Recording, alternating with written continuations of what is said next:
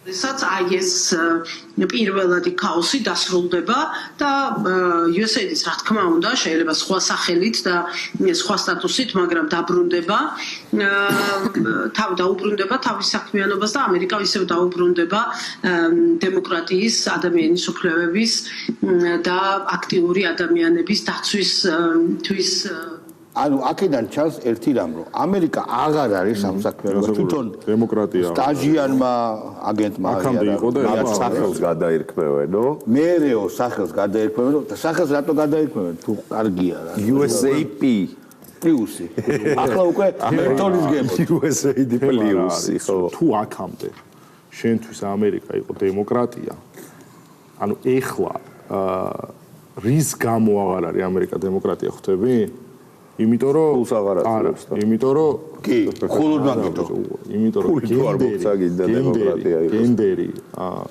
გენდერს აღიარება სახელმწიფოს მხრიდან აღარ არსებობს